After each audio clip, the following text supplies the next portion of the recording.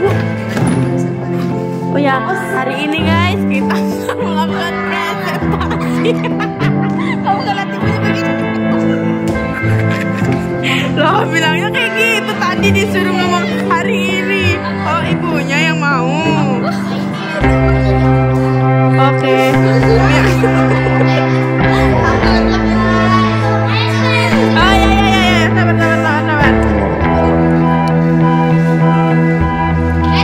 Sabar, Mel. Assalamualaikum warahmatullahi wabarakatuh. Waalaikumsalam warahmatullahi wabarakatuh. Kami dari kelompok 3 akan mempresentasikan hasil cerita Bahaya rokok bagi kesehatan. bahaya rokok bagi kesehatan. Jadi kami akan menjawab pertanyaan. Yang pertama, coba tulis kembali judul tulisan yang kamu baca. Jadi cerita yang kami baca kemarin itu berjudul bahaya rokok bagi kesehatan.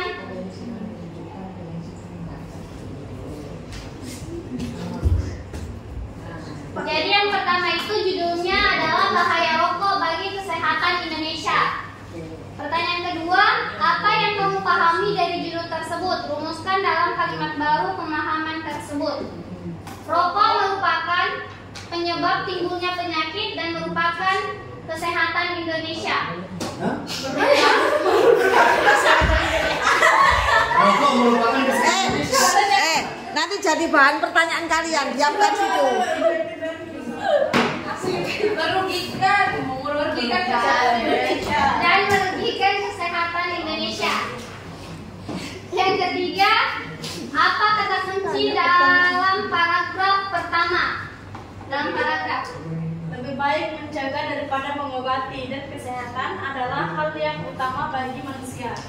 yang keempat, rumuskan kembali dalam kalimat baru pernyataan umum dalam paragraf pertama berdasarkan kata kunci yang kamu temukan.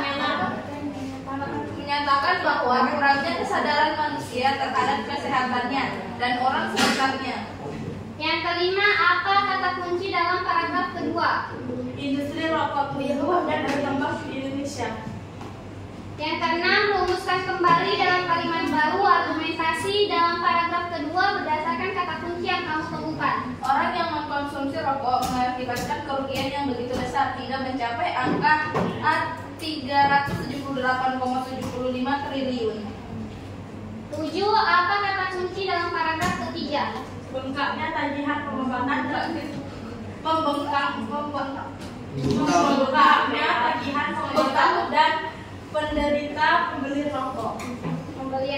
Pembelian rokok. 8. Rumuskan kembali dalam kalimat baru argumentasi dalam paragraf ketiga berdasarkan kata kunci yang kamu temukan. Penyakit-penyakit yang diakibatkan dari tembakau. 9. Apa kata kunci dalam paragraf keempat? Meningkatnya prevalensi merokok pada populasi usia 10 sampai 18 tahun. Yang ke-10, rumuskan kembali dalam kalimat baru argumentasi dalam paragraf keempat berdasarkan kata kunci yang kamu temukan. Yang mau sosialisasi siapa nih? Berapa orang? Siapa aja? Yang mau daftar polisi siapa? Kamu ikut? Kali ini Iya, 7 orang. Meeting tuh, Bu. 7 orang. Ayo, aku ikut. Ayo, ikut kan? Sudah, Cok. Ayo, yang mau ikut. Ayo, mau ikut. Ayo Kak. Ayo. Jangan buat aku. Mana tuh?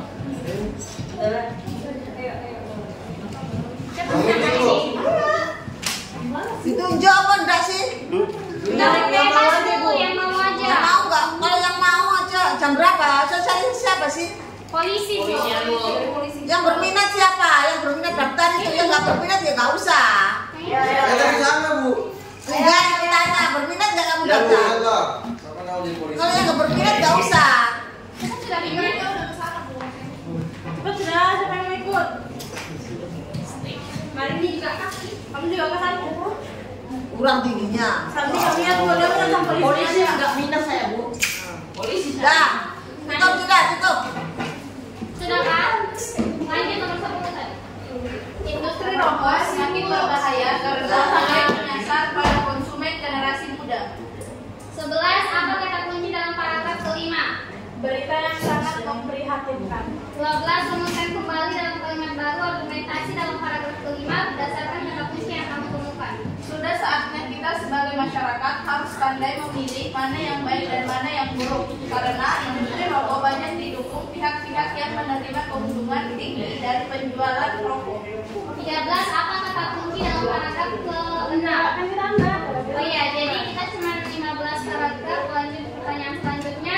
Menurut tanggapan redaksi tersebut menurut tanggapan redaksi tersebut ditujukan kepada siapa? Masyarakat atau pemerintah? Bagi yang mengonsumsi rokok dapat berakibat buruk pada kesehatan dan asapnya dapat menular kepada orang lain dengan mudah. Oh 15. Soal fakta-fakta. Apa saja fakta-fakta yang bisa dilihat tulisan tersebut?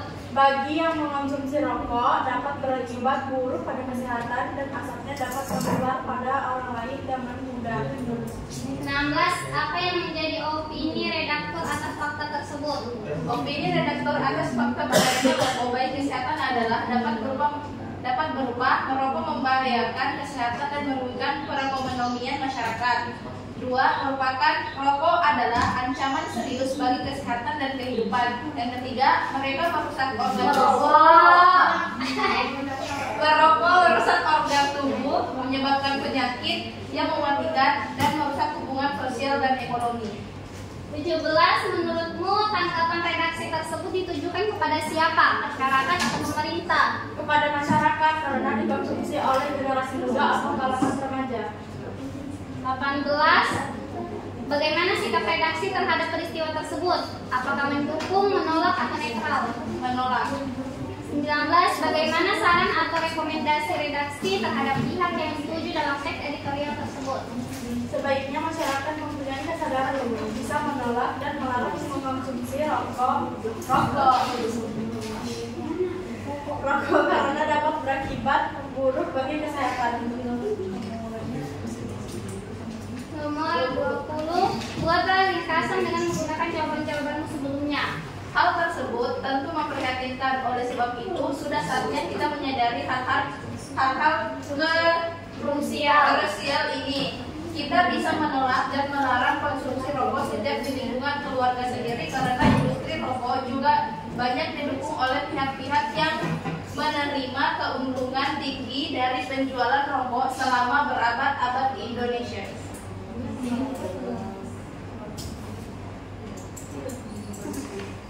Sekian dari presentasi kelompok kami. Mungkin ada yang ingin ditanyakan. Sabar, ditulis namanya ya, sabar.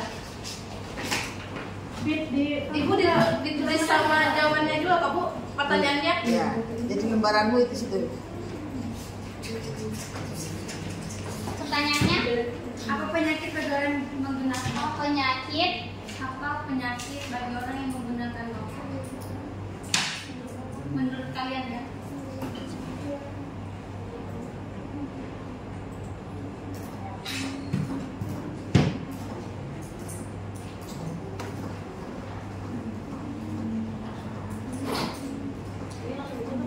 langsung aja deh, langsung jawab aja ya. Apa penyakit bagi orang yang menggunakan rokok bagi kalian? Penyakit menurut kami penyakit yang disebabkan apabila orang mengkonsumsi rokok, apalagi yang mengkonsumsi yang selalu pasif, apa ya?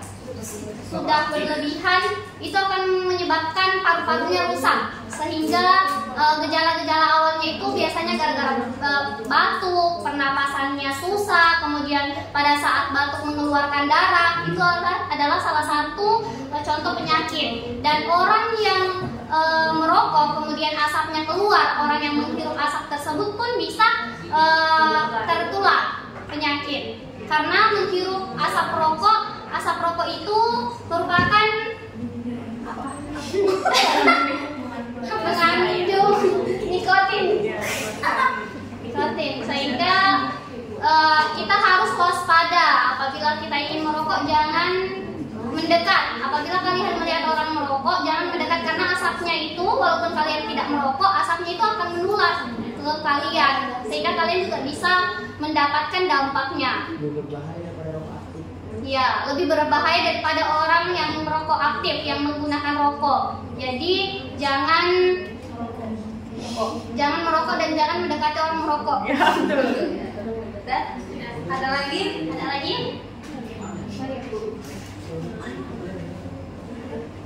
Mela, penjelasan dari Mela Merokok. Jangan merokok. Jadi pertanyaanku, kan sudah banyak peringatan atau banyak artikel-artikel yang menyebutkan atau menjelaskan bahwa rokok itu berbahaya kan?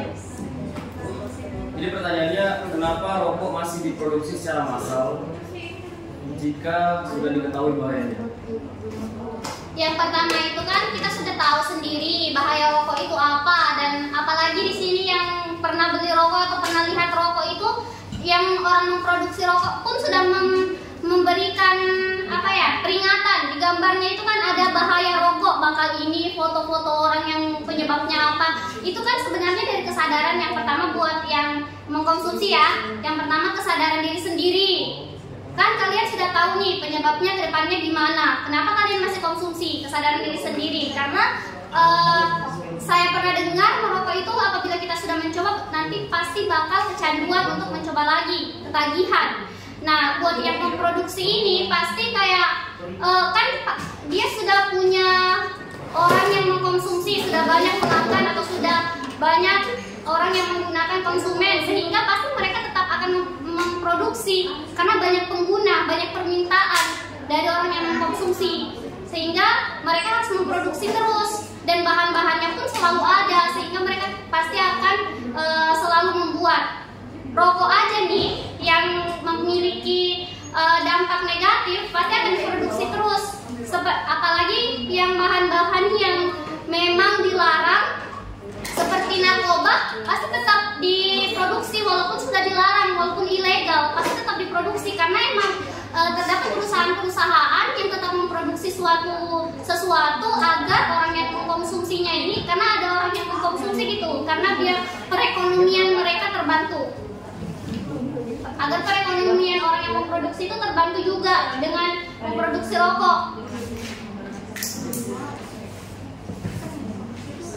Pertanyaannya itu kenapa masih diproduksi kalau banyak sekali? Itu kan sudah banyak sekali artikel-artikel, bahkan dari beberapa negara, bukan beberapa negara, di semua negara pun rokok itu sebenarnya kayak ilegal kan. Tapi kan itu sudah berbahaya menurut kesehatan, menurut para ahli, dan itu berdampak buruk bagi, itu kan tadi kamu jelasin, berdampak buruk bagi yang menghirup, berdampak buruk juga bagi yang menggunakan, ya kan? Kenapa rokok itu masih diproduksi padahal itu bahayanya aja udah bisa kita lihat dari yang menghirup, dari yang menggunakan. Yang menghirup saja bisa kena, apalagi yang menggunakan. Kenapa masih tetap diproduksi? Kalau mau dibilang untuk membantu perekonomian yang yang memproduksi, untuk membantu perekonomian yang memproduksi, kenapa dia nggak membuka usaha lain gitu? Nggak, karena kan itu rokok tuh biasanya dari cengkeh, dari tembakau atau yang lain-lain. Apakah itu nggak bisa dijadikan alternatif lain untuk bahan obat-obatan atau bagaimana?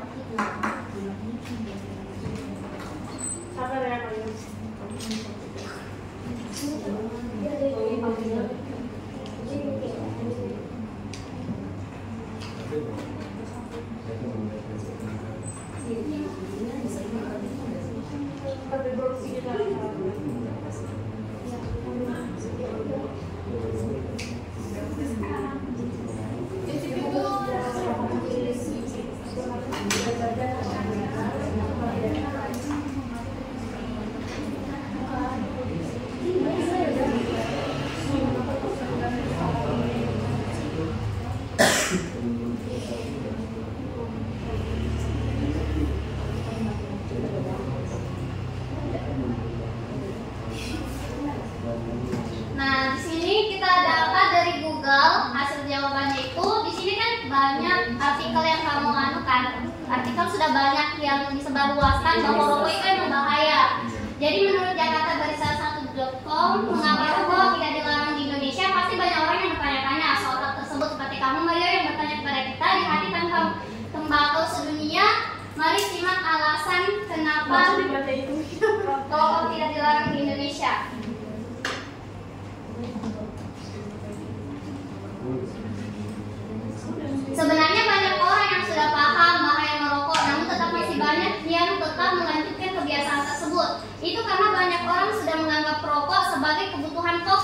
Sehingga meski tahu bahayanya, penjual produk ini masih marak. Bahkan rokok merupakan salah satu komoditas dengan tingkat cukai tertinggi di Indonesia. Meskipun rokok memberikan kontribusi besar pada pemasukan negara melalui cukainya, hampir semua orang mengetahui bahwa rokok berpotensi menyebabkan banyak penyakit seperti gangguan kehamilan, impotensi, dan masalah pernapasan. Penyakit-penyakit tersebut pun sudah ditunjukkan di kemasan rokok.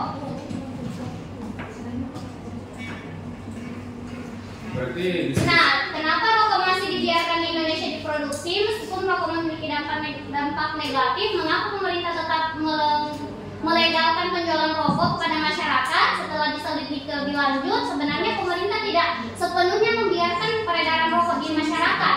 Undang-Undang Kesehatan tahun 2009 menjelaskan bahwa zat adaptif dalam tembakau adalah bahan kimia berbahaya yang harus terus diawasi dan dibatasi di kalangan masyarakat. Meskipun demikian, Undang-Undang Kesehatan ini tidak melarang sepenuhnya peredaran rokok, melainkan hanya mengatur pembatasan saja sehingga rokok masih tersedia secara luas di masyarakat. Salah satu faktor lain yang sudah dilakukan untuk menekan peredaran rokok adalah membuat peraturan bahwa hanya orang dewasa berupa 18 tahun ke atas yang diizinkan membeli rokok. Namun sayang, aturan ini tidak dapat dilanjutkan dengan baik karena kurangnya pengawasan di lapangan. Jadi walaupun masyarakat pemerintah pun juga sudah melarang peredaran rokok, walaupun mereka tapi ini sudah mereka berarti penelitian dari beberapa ahli itu sampai undang-undang untuk rokok itu cuma sebenarnya berarti enggak, mereka tuh sudah melarang gitu. Nah, tapi mereka sudah memberikan kayak peraturan agar kayak orang yang mengkonsumsi rokok ini, misalkan yang dewasa berusia 18 tahun. Tapi walaupun itu mereka sudah melanggar peraturan, sudah membuat peraturan tapi masih langgar. Nah, itu tadi dari kesadaran diri sendiri. Kembali ke orang masing-masing. Kemudian orang yang memproduksi pasti harus tetap diproduksi karena banyak permintaan, dan itu juga salah satu yang menyebabkan meningkatnya perekonomian pemerintah, perekonomian masyarakat. Apa sih ini? Perekonomian masyarakat. Ada yang mau menambahkan? Temannya itu. Bu, Pak Jack.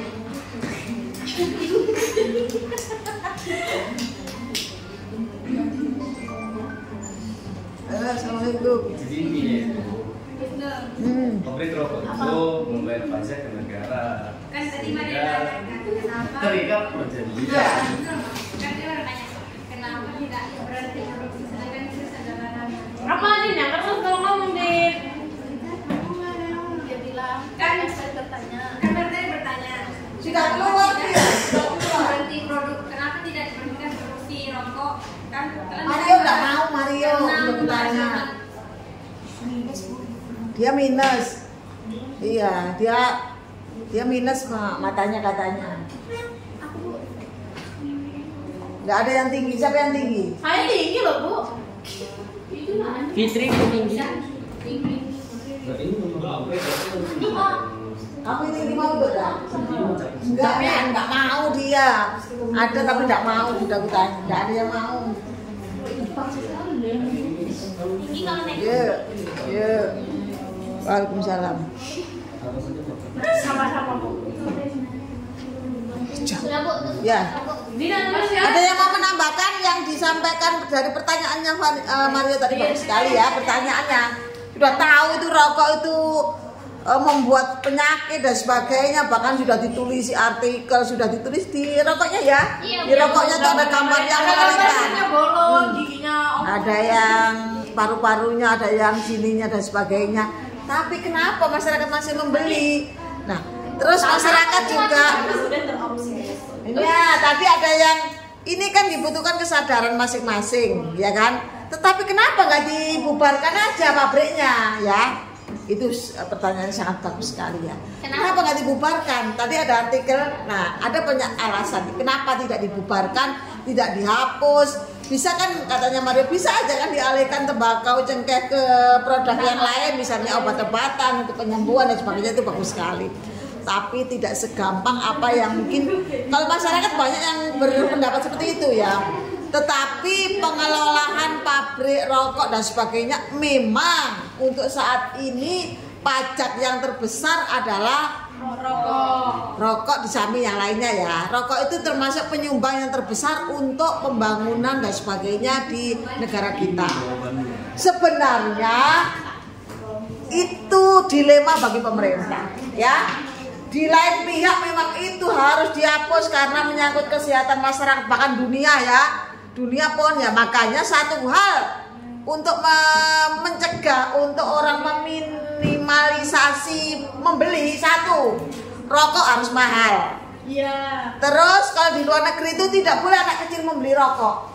Dan kalau membeli rokok itu ada orang misalnya 18 ke atas umurnya atau 20 ke atas, ada sertifikasinya, ada sertifikatnya orang itu berhak untuk merokok. Anak kecil kalau di sini Indonesia pernah melihat anak kecil membeli rokok? Banyak Bu. Dan itu sangat bebas ya. Nah itu kelemahannya. Apa ya? Dan sangat kelemahannya itu ya dilemanya sebenarnya dari undang-undang sudah diberi undang-undang ya. Itu ada undang-undangnya, pencegahannya dan sebagainya. Nah sekarang kita kembalikan ke masyarakat kita, ya. Jadi mudah-mudahan di kelas ini tidak ada yang merokok. Amin. Ya, bagus sekali untuk diskusinya. Hanya saja Ibu koreksi sedikit scroll dari jawabanmu. Ya. Untuk kata-kata kunci ya masih harus diperbaiki. Kalimatnya sudah bagus. Itu kata kunci aja ya. Kata kunci itu bukan kalimat ya. Kemudian terakhirnya ringkasan itu hanya satu paragraf dari penjelasan kata kunci itu aja. Kamu ambil langsung, kamu gabung dengan menggunakan kata sambung. Tepuk tangan untuk kelompok 3. Best, bagus sekali diskusinya. Sudah cukup. Sekian dari kelompok kami. Ayu Tinting makan kepiting. Thank you for everything. Assalamualaikum. Terima kasih. Lebih dan kurangnya mohon dimaafkan. Maaf bila ada kesalahan dan mungkin jawaban kita yang belum memuaskan. Kalian bisa searching kembali. Kemudian banyak berita-berita yang semisalkan kami juga masih belajar posisinya. Jadi pemahaman yang kami tahu itu aja yang kita share ke kalian. Lebih dan kurangnya mohon dimaafkan. Wassalamualaikum warahmatullahi wabarakatuh. Waalaikumsalam warahmatullahi wabarakatuh. Kami dari kelompok 4 ingin mempresentasikan pengamatan kami terkait sebuah teks yang berjudul Menghadapi Era Gelap Ekonomi. Sebelumnya saya izin memperkenalkan kelompok saya. Yang pertama ada Nur Asni Farina, saya sendiri Dela Ayu Susanti, ada Kalina Murjana dan ada Salmawati. Oh, satu lagi dan Divara, cuman karena dia lagi izin jaga UP. Pertanyaan. Yang pertama, coba tulis kembali judul tulisan yang kamu baca. Era Gelap Ekonomi. 2. Apa yang kamu pahami dari judul tersebut? Rumuskan dalam kalimat baru pemahaman tersebut. Era gelap ekonomi merujuk pada periode ketidakpastian dan krisis yang serius dalam ekonomi. Seringkali ditandai oleh resesi, pengangguran tinggi, inflasi, dan hilangnya kepercayaan pada sistem keuangan. Apa kata kunci dalam paragraf pertama? Melambatnya perekonomian. Rumuskan kembali dalam kalimat baru pertanyaan umum dalam paragraf pertama berdasarkan kata kunci yang kamu temukan. Melambatnya perekonomian adalah kondisi di mana pertumbuhan ekonomi suatu negara atau wilayah mengalami penurunan laju.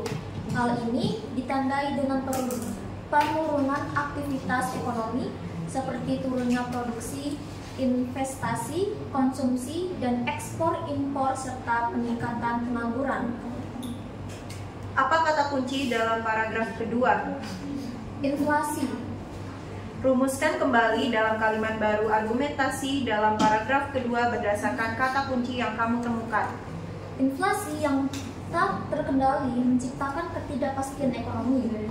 Ini merupakan membuat perusahaan enggan melakukan investasi jangka panjang dan individu menunda keputusan pembelian besar, sehingga memperlambat pertumbuhan ekonomi. Apa kata kunci dalam paragraf ketiga? Memprediksi. Rumuskan kembali dalam kalimat baru argumentasi dalam paragraf ketiga berdasarkan kata kunci yang kamu temukan. Memprediksi asumsi yang diperhitungkan melibatkan beberapa asumsi tersebut tetap memiliki margin of error karena masa depan tidak bisa dipastikan sepenuhnya. Apa kata kunci dalam paragraf keempat? Krisis. Rumuskan kembali dalam kalimat baru argumentasi dalam paragraf keempat berdasarkan kata kunci yang kamu temukan. Krisis pangan menyebabkan kenaikan harga komoditas pokok seperti gandum, beras, dan jagung. Ketika harga pangan melonjak, biaya hidup meningkat secara drastis, terutama bagi rumah tangga berpenghasilan rendah. Apa kata kunci dalam paragraf kelima? Antisipasi. Rumuskan kembali dalam kalimat baru argumentasi dalam paragraf kelima berdasarkan kata kunci yang kamu temukan. Antisipasi terhadap ekonomi gelap sangat penting karena dapat merugikan perekonomian formal dan mengurangi pendapatan negara. Apa kata kunci dalam paragraf ke-6? Ancaman resesi. Rumuskan kembali dalam kalimat baru argumentasi dalam paragraf ke-6 berdasarkan kata kunci yang kamu temukan. Ancaman resesi global adalah salah satu kekhawatiran ekonomi terbesar yang dapat berdampak signifikan pada negara-negara di seluruh dunia. Resesi global terjadi ketika pertumbuhan ekonomi di banyak negara melambat secara bersamaan, seringkali disertai oleh penurunan aktivitas ekonomi, pengangguran yang tinggi, dan penurunan kepercayaan konsumen serta investor. Apa kata kunci dalam paragraf ke-7? Mitigasi. Rumuskan kembali dalam kalimat baru argumentasi dalam paragraf ke-7 berdasarkan kata kunci yang kamu temukan. Memitigasi resiko juga mempunyai strategi perencanaan yang baik untuk mengelola resiko dengan cara yang lebih efektif. Misalnya, dapat mengidentifikasi potensi masalah di awal dan merencanakan langkah-langkah untuk mengurangi dampaknya. Apa kata kunci dalam paragraf ke-8?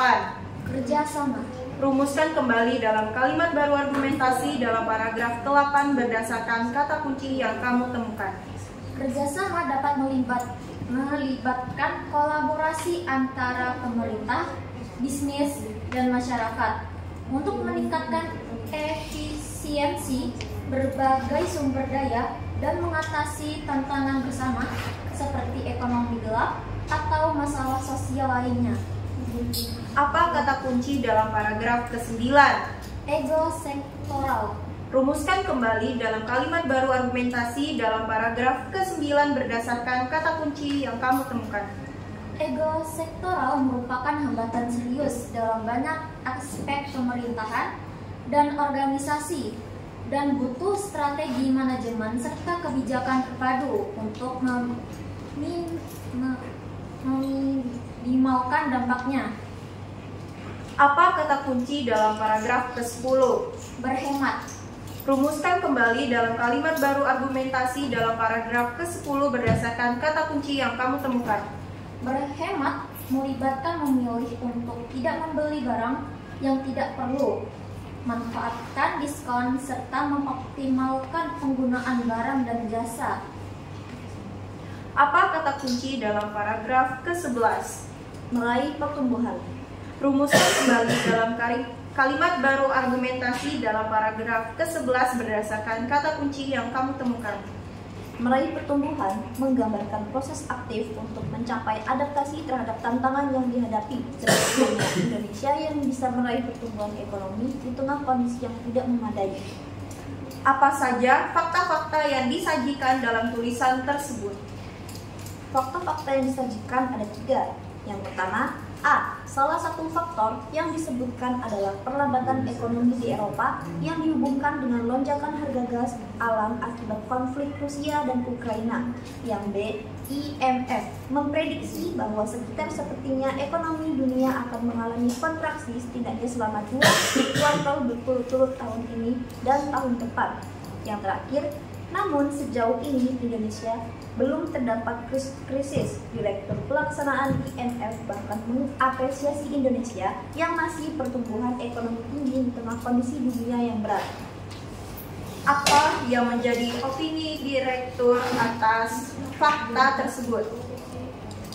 Peringatan ini tentu harus ditindaklanjuti dengan menyimpan sejumlah langkah strategis yang melibatkan sejumlah instansi atau lembaga terkait. Selain membuat kajian untuk memitigasi risiko di tengah ketidakpastian ini, langkah lain yang diperlukan ialah meningkatkan kolaborasi, baik di tingkat nasional maupun global. Seperti hal lainnya, saat pandemi, tidak ada satupun negara yang bisa menghindari dari situasi sulit itu.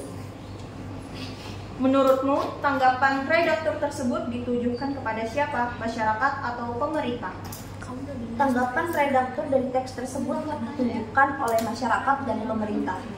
Bagaimana sikap redaksi terhadap peristiwa tersebut? Mendukung, menolak, atau netral?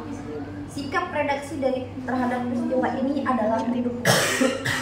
Bagaimana saran atau rekomendasi redaksi terhadap pihak yang dituju dalam teks editorial tersebut? Rekomendasi dari redaksi adalah meningkatkan kolaborasi baik di tingkat nasional maupun global. Sekian dari presentasi kami, mungkin ada yang ditanyakan. Menurut kalian, apa yang harus masyarakat lakukan untuk mengatasi meningkatnya para pengangguran di Indonesia? Ada kan tadi kalian bahas bahwa meningkatnya para pengangguran yang paragraf berapa ya?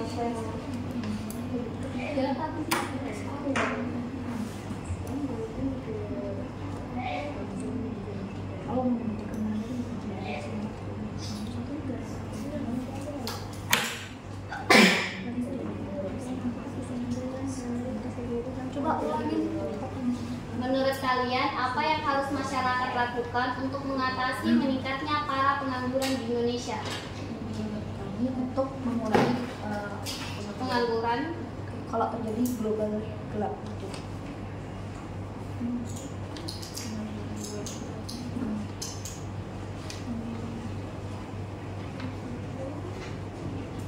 Coba ulangin, catat.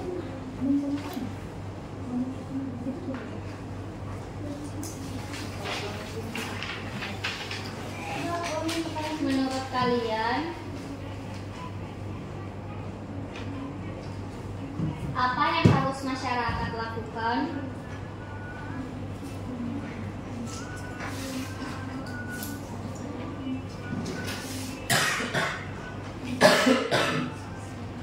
untuk mengatasi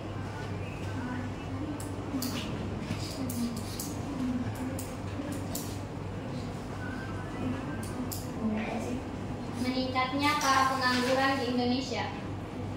Meningkatnya para pengangguran di Indonesia.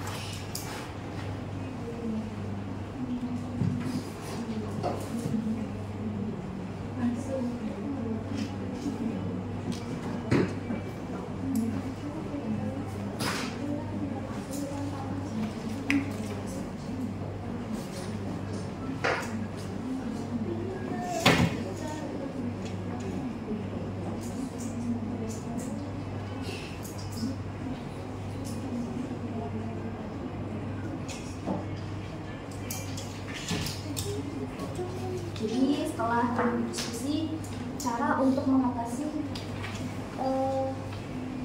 meningkatnya pengangguran di Indonesia, berarti ini terkait dengan era gelap ekonomi ya. Jadi caranya itu kalau misalnya kita lagi nggak punya pekerjaan, kita nggak boleh diam aja. Terus kita harus membuka lapangan pekerjaan kita sendiri. Walaupun kita nggak bisa diterima di pekerjaan di luar sana, kita bisa membuka usaha kita sendiri dengan berjualan di toko ataupun ikut kerja sama teman yang mungkin itu memudahkan kita untuk mengurangi pengangguran kita. Karena nggak mungkin kita pengangguran tapi kita diam aja, pasti ada langkah-langkah untuk kita selesaikan dengan konten, salah satunya konten bisa, terus jualan online, membuat kue dan lain sebagainya. Itu mungkin dari saya dan kami. Ada yang lain? Sudah terjawab belum atau masih kurang? Oke. Ada yang lain? Ya silakan. Berdasarkan cerita kalian, baca aja kan? Baca nih. Berdasarkan cerita kalian, apakah kesimpulannya dari keseluruhan paragraf menurut kalian?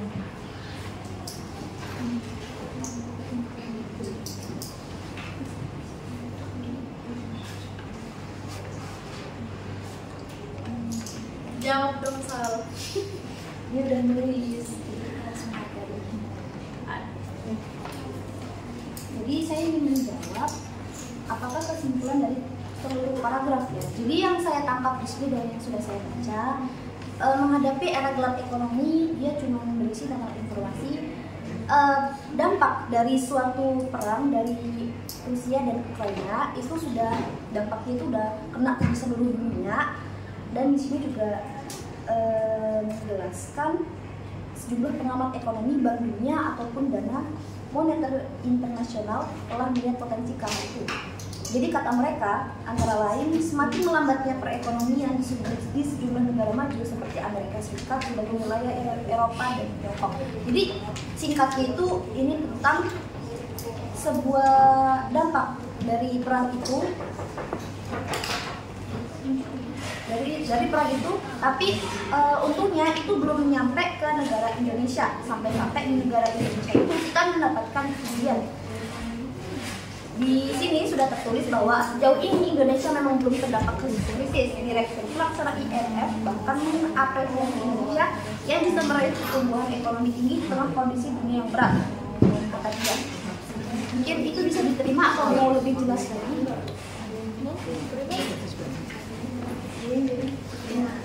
Yakin kah? Maaf ya kalau masih kurang dipahami. Ada yang lain? Hitungan juga nggak ada waktu. 1, 2, 3, oke. Ibu mungkin Udah cukup, nggak ada yang bertanya. Ibu mau menambahkan mungkin? Kalau terlalu itu ya tadi. Untuk dari kata-kata kuncinya sudah ya, cukup tadi pas saja kata kuncinya ya sesuai. Ya. Jadi bukan kalimat, kemudian kalimatnya, kemudian ibu belum tahu nanti ibu kan dikumpulkan, nanti ibu lihat kesimpulan ringkasan yang terakhir itu apakah betul dari yang seperti yang ditanyakan, betulkah itu dari kalimat-kalimat paragraf yang digabung. Nah, nanti ibu lihat. Konselnya ekonomi global ini ya yang dibahas. Ya, benar sekali. Cukup bagus, tepuk tangan untuk kelompok. Saya akhiri dari presentasi ini, mohon maaf jika kami masih melakukan banyak kesalahan karena kita masih sama-sama belajar, dan mohon maaf juga kalau kami kurang informasi ataupun pengalaman. Jika kalian ingin lebih tahu lanjut silahkan cari di Google dengan judul Menghadapi Era Gelap Ekonomi. Terima kasih. Wassalamualaikum warahmatullahi wabarakatuh. Waalaikumsalam warahmatullahi wabarakatuh. Apa sih? Baik, selamat pagi. Jadi kali ini saya akan memaparkan materi yang saya tulis atau saya ambil dari sebuah artikel tentang Indonesia Magnet Dunia. Di pertanyaan pertama, coba tulis kembali judul tulisan yang kamu baca. Indonesia Magnet Dunia. Apa yang kamu pahami dari judul tersebut? Rumuskan dalam kalimat baru pemahaman tersebut. Indonesia Magnet Dunia merujuk pada potensi Indonesia untuk menarik perhatian dan minat global. Ini mencakup berbagai aspek seperti keanekaragaman budaya, sumber daya alam, pariwisata, serta posisi strategisnya di kawasan Asia Tenggara. Apa kata kunci dalam paragraf pertama? G20.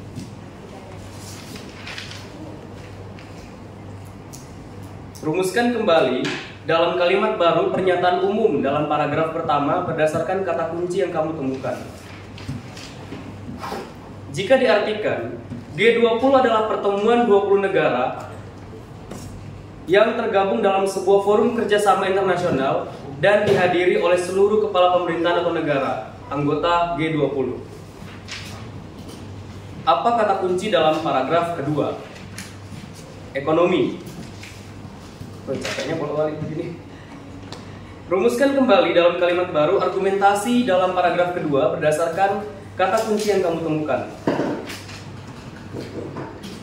Kondisi ketika perekonomian suatu negara memburuk dalam waktu yang lama ditandai dengan penurunan aktivitas ekonomi secara signifikan. Apa kata kunci dalam paragraf ketiga? pertumbuhan ekonomi. Rumuskan kembali dalam kalimat baru argumentasi dalam paragraf ketiga berdasarkan kata kunci yang kamu temukan. Proses perubahan kondisi perekonomian suatu negara secara berkelanjutan menuju keadaan yang lebih baik dalam jangka waktu tertentu. Apa saja fakta-fakta yang disajikan dalam tulisan tersebut? Perlehatan konferensi tingkat tinggi KTT Group of 20 atau G20 di Nusa Dua Bali. Pertumbuhan ekonomi Indonesia pada kuartal 3 pada 2022 mencapai 5,72% year on year. Apa yang menjadi opini redaktur atas fakta tersebut? Direktur Pelaksana Dana Moneter Internasional IMF, Kristalina Georgieva, mengatakan dunia diambang resesi ekonomi. Menurutmu, tanggapan redaktur tersebut ditujukan kepada siapa? Masyarakat atau pemerintah? Menurut saya, redaktur ini ditujukan untuk pemerintah dan masyarakat, bukan salah satunya. Lanjut. Bagaimana sikap redaksi terhadap peristiwa tersebut? Mendukung, menolak, atau netral? Mendukung. Bagaimana saran atau rekomendasi redaksi terhadap pihak yang dituju dalam teks editorial tersebut? KTT G20 membuat Indonesia menjadi magnet dunia. Kepercayaan dunia ialah kehormatan bagi Indonesia untuk mewujudkan recover together, recover stronger. Mari menjadi tuan rumah yang baik. Dan yang terakhir, buatlah ringkasan dengan menggunakan jawaban-jawabanmu sebelumnya. Indonesia memiliki potensi untuk menarik perhatian dan minat global. Presidensi G20 Indonesia juga telah memberi dampak signifikan bagi pemulihan ekonomi Indonesia secara menyeluruh dengan mendorong peningkatan kinerja bagi sektor penting. Ada pertanyaan? Apa pelajaran atau kesimpulan yang kamu dapatkan berdasarkan ceritamu tadi?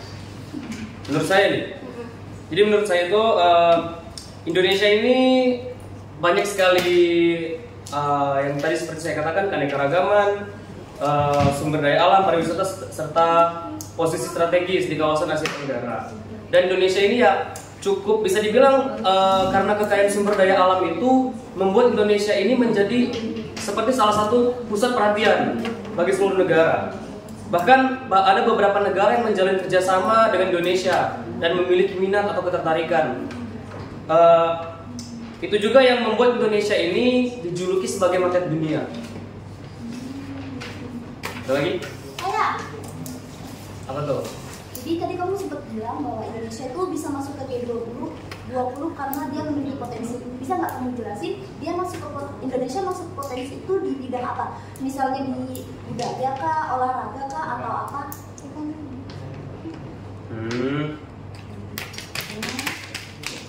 Saya.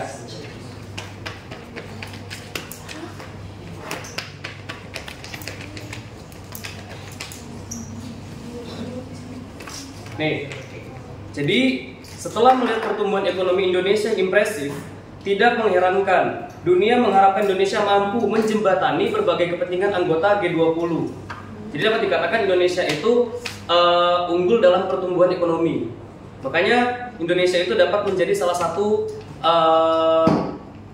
anggota dari konferensi tingkat tinggi Group of 20 G20. Terima kasih. Ada lagi dari ini yang dibahas bagus loh, ini magnet kenal ya, Indonesia magnet dunia loh ya. Banyak yang menjadi poin-poin untuk magnet dunia untuk Indonesia yang dilirik itu banyak sekali. Budayanya, karena yang dijelaskan pada tadi kan berbagai macam ragam budaya, terus hasil alamnya, ya kan? Makanya dikatakan sebagai magnet dunia. Indonesia ini jangan dikira ya, banyak yang mengincar loh dunia itu ya, mengincar Indonesia karena dari segi iklim, alam, budayanya itu di atas rata-rata. Banyak negara, coba dibandingkan Malaysia ya begitu-begitu saja kan. Bahkan banyak produk kita yang diadopsi ya kan, contohnya tempe saja loh ya. Tapi memang di sana banyak orang Indonesia ya. Cukup bagus, tepuk tangan untuk Mario biar Indonesia. Nggak mau tutup mah. Oh ya. Baik, sekian dari saya, kurang lebihnya mohon maaf. Jika kalian penasaran bisa cari sendiri ya teks editorial tentang Indonesia magnet dunia. Sekian, terima kasih.